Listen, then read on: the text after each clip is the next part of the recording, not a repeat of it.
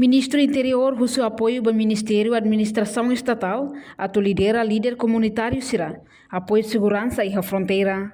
Ministro do Interior Francisco da Costa Guterres, a informação hirak neba jornalista será liga a situação e a fronteira, debe ema tama sai li husidalang ilegal barak. Também ne parte recebe do Ministério da Administração Estatal, orienta líder comunitário será de apoio segurança e a fronteira. Além de parte da Autoridade de Segurança PNT e FFDT, mas coordena o líder comunitário será o dia TBS, não é, bele apoio segurança liliu durante a visita ao Papa em Timor-Leste. A fronteira sim está preparada. A me mobiliza forças para a polícia, está reforça a força, está reforça a fronteira da polícia.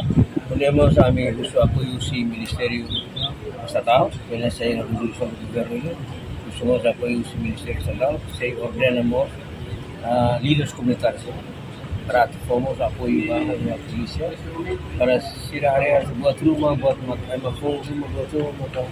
e se a fronteira se pela bisa fronteira polícia para toda área que nem ane ia serviço a muito dia e harus ada ambil força dia ada dalam jenis força da polícia como se não ia ouvir que está sendo força para apoio deve ba ini da confiante que se halal serviço de controle de produtos também envolve comunidades e os comentários envolve o juventude envolve mais a bolha dia na isso